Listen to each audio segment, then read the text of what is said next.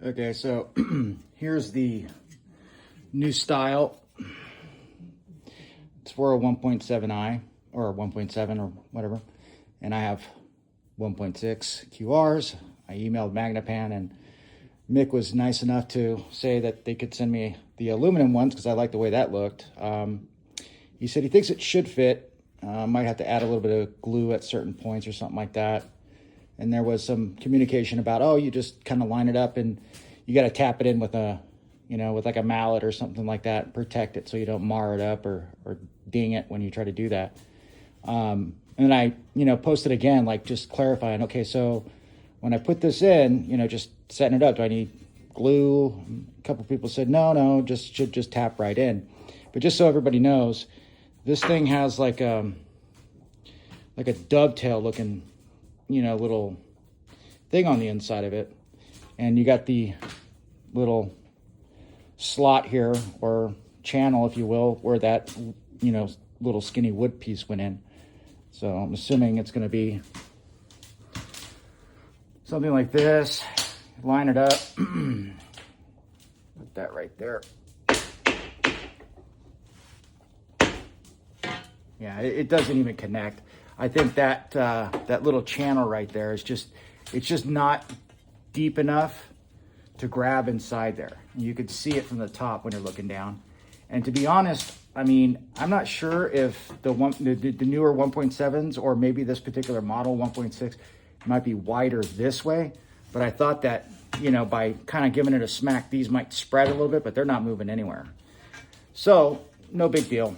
I'll figure out something, but I just wanted to clarify it's not that easy to just smack it in. I tried it a few times.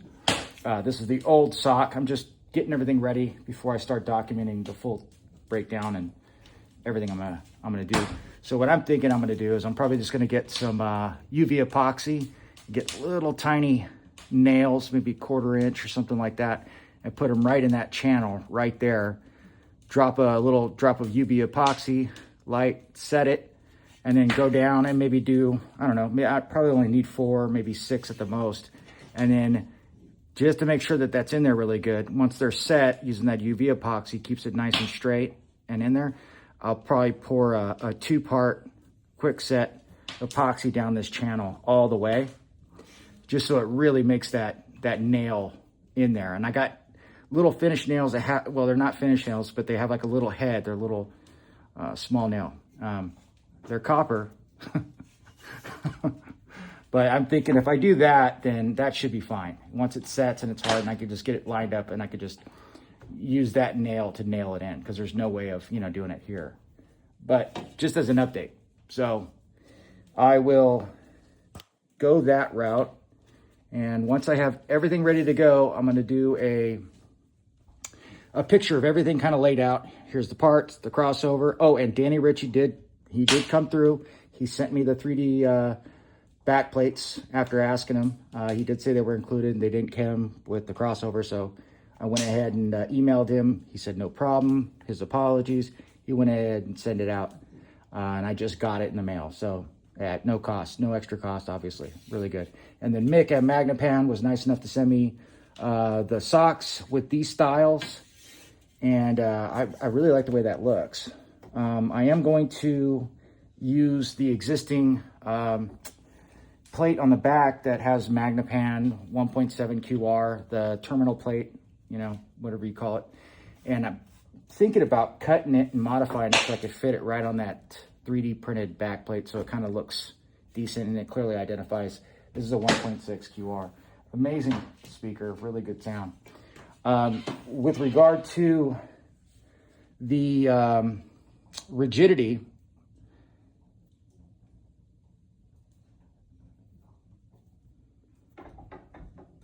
I mean, the base panels are not going to make the speakers move that much, but as you can see, there is movement. So Magna stands, Magna risers, maybe Magnepan's got the newer feet that they have.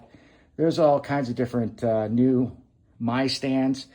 I'm just taking a different approach. I have an idea. I have a design concept on what I'm thinking. It's nothing fancy. It's nothing, crazy. I have, I think it's 3/8 or 11 something. It's the narrower channel unistrut. And if you feel back here, there's about that much of a depth in here. So I'm thinking about putting a piece of unistrut all the way down.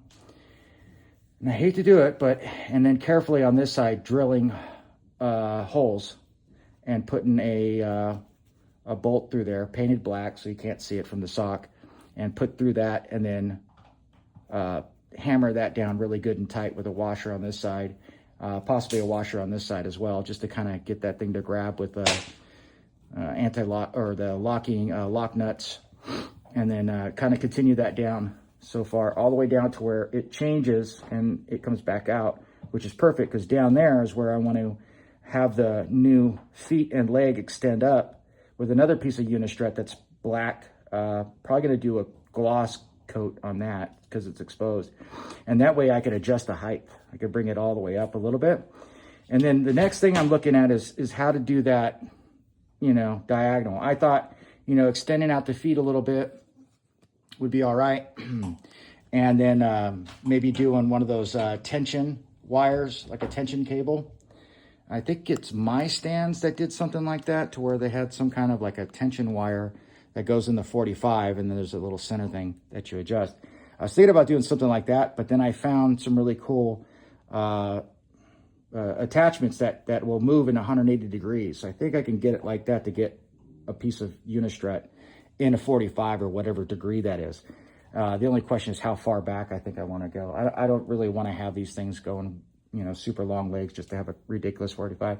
I think the unistrut itself, just bolting it up like that is going to be more than enough to be rigid. But I do, not question, but I do have an idea, or at least thinking about, is the diaphragm. The diaphragm's only held down with these staples inside here. And not everybody, but there's a few people out there that say that they've sandwiched wood to kind of hold that in. So now I'm like, okay, well, I'm not going the wood route with the frames or the rigidity modification. So what do I do to address this? I'm thinking like maybe what I did on my other ones is I did just like an epoxy. But my other ones are the older models where the diaphragm was on the back and it went through the magnets. But I did I filled the cavity that goes around the diaphragm with an epoxy, like a flexible, so it's flexible, but it kind of held everything. I don't know if it made a difference or not. It was a cool attempt to do something added to, address this. I'd hate to do everything else and then, maybe there's something there. It's probably perfectly fine.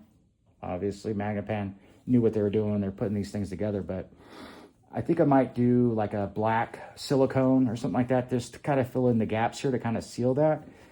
And I had a couple other ideas on how to keep that diaphragm tight. Maybe, coming in with like a little flat plate that you can't see from the front, but, I don't know. That might be overkill. So who knows? We'll see what happens. But either way, I'll have everything, planned out and detailed out. And what I'd like to do after I'm done with it is have a cut sheet for the exact size of the unistrut. Kind of how I did it, all the parts I used to assemble it. And that way, maybe if somebody wants to do this themselves, cool. I got GR Research's crossover upgrade.